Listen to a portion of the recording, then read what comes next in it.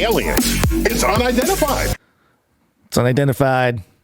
Aliens. Hey. I love it. Okay, this is dailystar.co.uk. And the headline here, aliens could already be living here on Earth. Shadow biosphere. Or in a shadow biosphere. Scientists claim.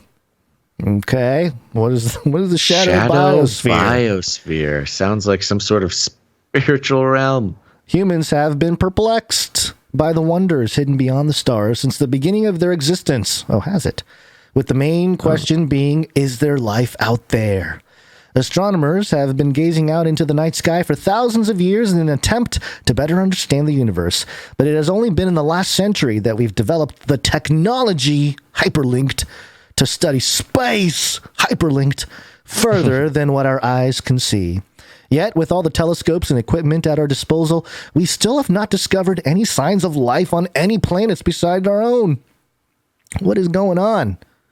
But one potential reason we haven't discovered aliens yet could be because we are looking for all the wrong things in the wrong places.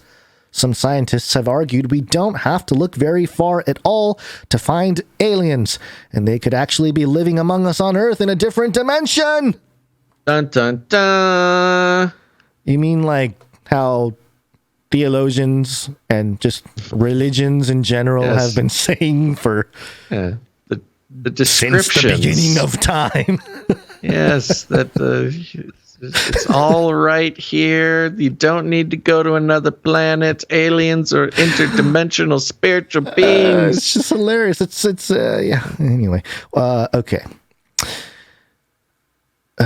One theory. One theory long touted by ufologists, including astronomer Jacques Vallée, who co-developed the first computerized map of Mars for NASA in 1963, is the interdimensional hypothesis, or IDH, which suggests that aliens may exist in other quote-unquote realities or dimensions parallel to our own. And I quoted Jacques Vallée in Age of Deceit as one of the my argument in the film was that, you know, the sort of scientific quote unquote thinking is already pointing to a spiritual world, and eventually that will be mainstreamed, and that's when I think we'll see some crazy weird stuff. I mean, we're already seeing it, but you know, when it becomes normalized, that's when it's like, oh boy, here we go. With no clear, this is what's important right here. With no clear definition of what life actually is, scientists and astronomers may be making a huge mistake assuming that life beyond our planet is anything like what it is on Earth. If we can change we've been seeing this change of definition of words for various purposes.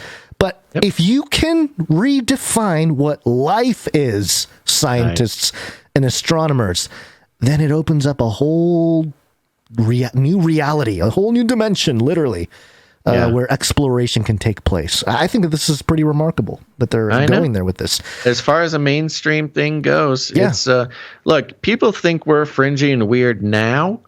You should have seen us in 2012 when we were talking about this kind of stuff. Yeah, where you know, why are we looking out into? It's not about outer space. It's about what's happening around us in other realms right now. Yeah, and you know, some very thorough scholarly authorships on this. We've talked to plenty of people who have spent their time breaking down the facts, well, the theories at least, that aliens are not aliens and they're not in outer space.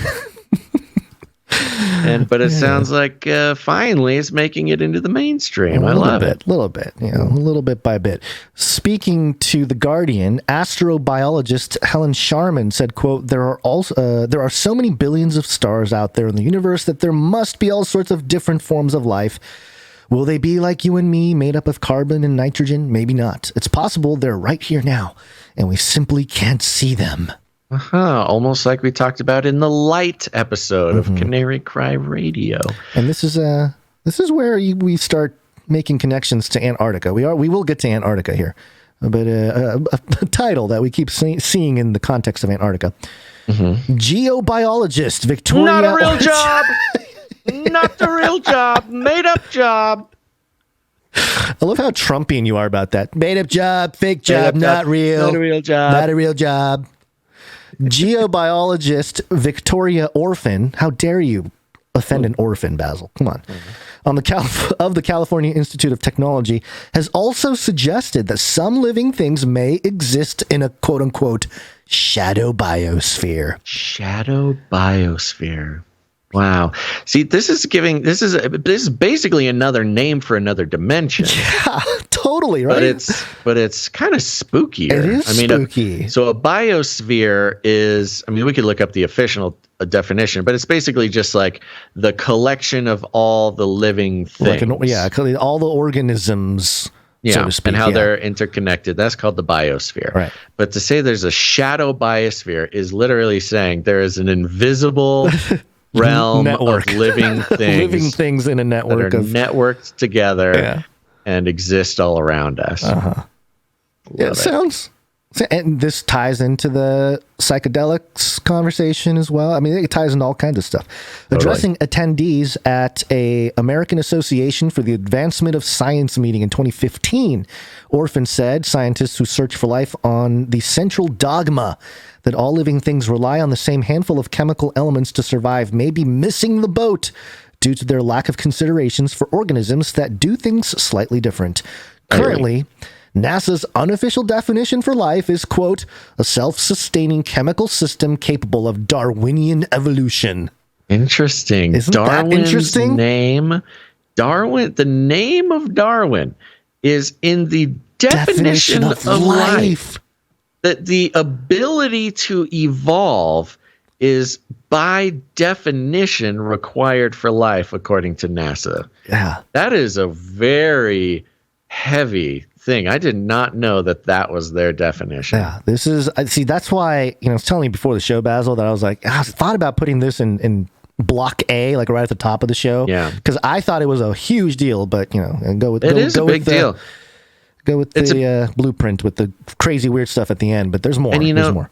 It's interesting, especially if you've, the electric universe, the electromagnetic reality all around us, this sort of thing, is not an unknown sort of theory or science, really. Right. Yeah. And especially, who's really tapped into that technology or that science? I would say NASA would be. Russia. Oh, Russia has spent decades, and they have their own, kind of fringy science over there, and people take it seriously. It was Russia that had that weird pyramid structure, and they claimed that they were able to grow all these vegetables and stuff like way bigger when they grew them inside. The electromagnetic currents and stuff. Yeah. So I think perhaps we are preparing for the rollout of that technology, and it's based on what country is going to get there first or do it the right way or whatever. So interesting. These are each episode. We don't do this on purpose, but they kind of develop themes. Yeah. And we just kind of spot the themes as they go. And I think the theme for this episode is the soft disclosure. Yeah. Just telling us how it is. And that we were right all along. And, but that's our theme to every show nowadays. Here's our CERN has fired up moment. Lynn Rothschild, who serves NASA's Ames Research Center as an astrobiologist, told the news alerts, quote, "You can't hunt for something if you have no idea what it is." Profound. Brain exploding. Whoa. Took a Rothschild to tell us that. Drop some truth there, Lynn Rothschild. Astrobiologist from NASA. Okay. She continues, quote, "I believe that what we have right now are non-natural definitions of life because we have only one data point. I wonder whether life is just what we define it to be." Whoa. What? Do as thou wilt shall be the whole of the law. Yes, we can define life to whatever we want it to be. Wow. Meanwhile, University of Cambridge zoologist Arik Kirschenbaum, author of the book The Zoologist's Guide to the Galaxy, explains, quote, "NASA needs a definition of life so it knows how to build detectors and what kinds of instruments to use on its missions. It would be wrong to assume that our familiar biochemistry is what we're going to find on other planets.